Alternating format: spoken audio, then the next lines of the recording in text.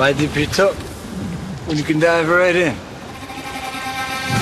Why let things simmer when you can cook up a storm? Why live life in half measures when you can live it to the brim?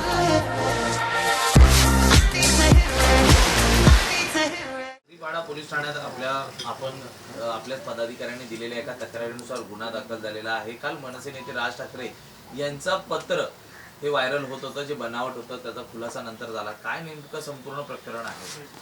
असं आहे की शिवसेना शिंदे गटाने एक उमेदवार उभा केलेला मिलिंद देवरा नावाचा, जेव्हा त्यांना कळलं की आपल्याला मतं मिळत नाही आहेत कुठल्याच प्रकारे, त्यावेळेला सन्माननीय राजसाहेबांच्या खोट्या सहीचं पत्र एक सोशल मीडियावर टाकण्यात आलं की मनसेनी शिंदे गटाचे उमेदवार मिलिंद देवरा यांना पाठिंबा दिलेला आहे आणि मनसेच्या सर्व लोकांनी मिलिंद देवरा यांना मतदान करावं, अशा पद्धतीचं खोटं पत्र काल टाकण्यात आलं।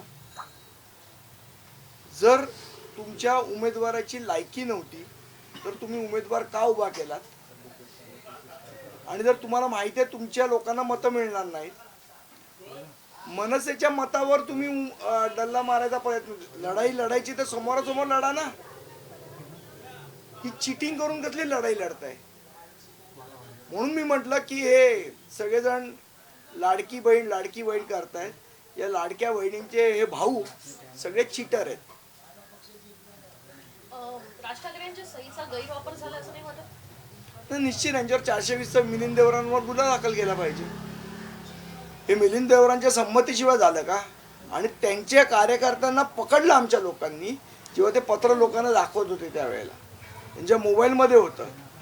त्यांचे ते दत्ता नरवणकर, राजेश कुसळे हे त्यांचे पदाधिकारी आहेत, त्यांनी ते ग्रुपवर व्हायरल करायचा प्रयत्न केला। सुदैवाने ही बाब वेळेत लक्षात आल्यामुळे 8:30 वाजता 9 वाजता त्यांचा व्हिडिओ बनवला आम्ही दत्ता नरवणकरांचा की हे चुकीचं आहे म्हणून सांगा तुम्ही। मला असं वाटतं अशा पद्धतीने लोकसभेमध्ये ज्यांना आम्ही दिवस रात्र मेहनत करून मदत केली, ठीक आहे, आम्हाला तुम्ही मदत करू शकत नसता इथपर्यंत मी समजू शकतो, पण आमची वाजवू तरी नका अशा खोट्या गोष्टी करून। मला असं वाटतं या पद्धतीचं वागणं हे लोक किती नीच आहेत हेच याचं द्योतक आहे।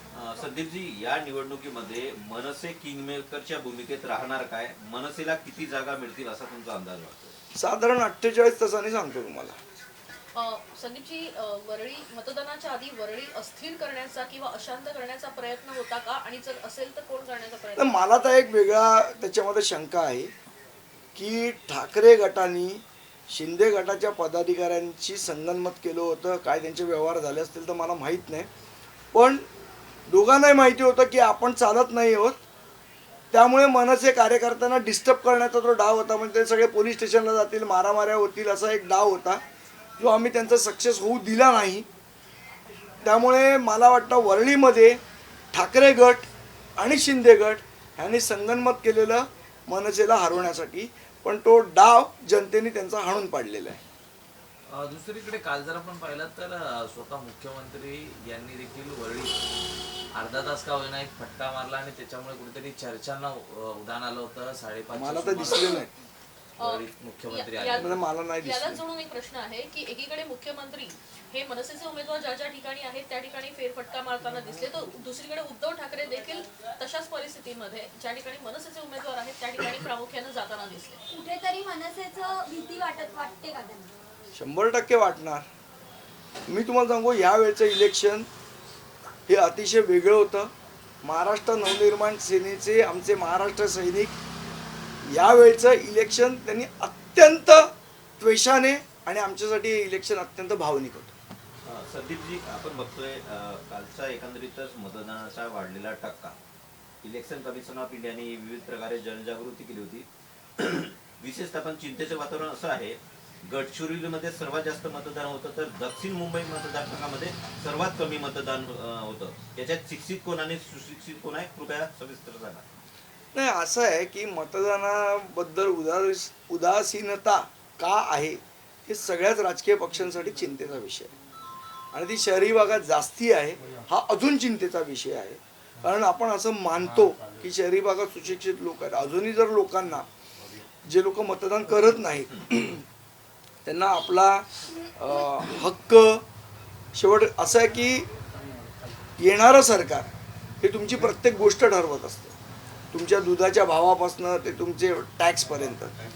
तर ते सरकार कुठलं असावं, मला असं वाटतं ह्याच्यासाठी लोकांनी मतदान करणं आवश्यक आहे.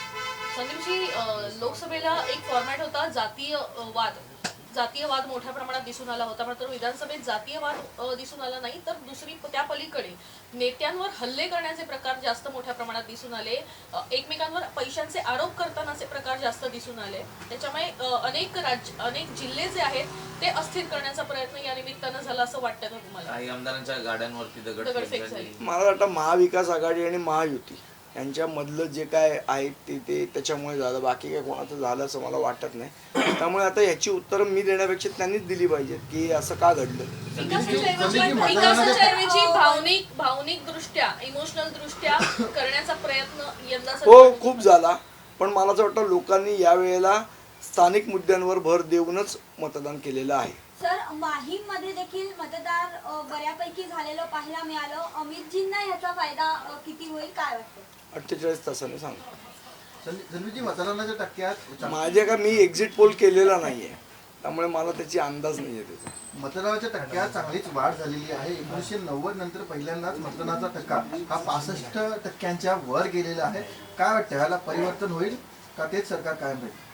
नाही, मी काय ज्योतिषी नाहीये, मी एक्झिट पोल केलेले नाहीत. ह्या प्रश्नांची उत्तर मी देऊ शकत नाही. मला असं वाटतं ह्या प्रश्नाची उत्तर आता तुम्ही एक्झिट पोल दाखवताय तर ते नक्की परफेक्ट निघतील का, याचं उत्तर तुम्ही लोकांनी दिलं पाहिजे. संदीपजी, याच्यामध्ये असं आहे, वाढलेला टक्केवारीचा, मतदानाच्या टक्केवारीचा फायदा हा भाजपला झालेला आहे असं म्हटलं जात आहे किंवा तसं एकंदरीतच कौल आहे. असं काय नाही, मनसेला पण होऊ शकतो, भाजपलाच का होईल? याचा आधार काय? कोणालाही होऊ शकतो. लोकांच्या मनात काय आहे यावर डिपेंड करतं की मतदानाचा टक्का वाढलेला फायदा कोणाला होणार. सगळ्या एक्झिट पोलमध्ये सत्ताधाऱ्यांकडे कौल दिसतोय. असं काय एक्झिट पोल असतो का? 120 ते 160 काय त्या एक्झिट पोल मला काय कळलाच नाही. 5-10 जागांचा मी समजू शकतो बाबा, 120 ते 125 किंवा 120 ते 130, 120 ते 160, 110 ते 146 अशा रेंजला एक्झिट पोल कसं काय म्हणायचं मला कळलं नाही. संदीपजी, कालच्या एकंदरीत या फेक प्रकरणानंतर, फेक पत्र प्रकरणानंतर मी राजेश कुकडरेंना स्वतः फोन केलेला होता. त्यांची एकंदरीत धारणा अशी होती की आमचं कोणी काही बिघडवू शकत नाही. हो, कारण काय, शिंदे साहेबांचा प्रचंड दबाव होता पोलीस स्टेशनवर, हे मला जाणवलं. आम्ही ऑब्झर्व्हरना फोन केल्यानंतर FIR दाखल झाली. तोपर्यंत FIR दाखल करून घ्यायला पण पोलीस तयार नव्हते. जेव्हा जे निवडणूक आयोगाचे जे केंद्रातनं ऑब्झर्व्हर येतात त्यांच्याकडे आम्ही तक्रार दाखल केल्यानंतर त्यांनी DCPला सांगितल्यानंतर FIR दाखल झाली. त्यामुळे हा एकंदरीत सत्तेचा माज आहे, मला असं वाटतं या निवडणुकीनंतर उतरेल.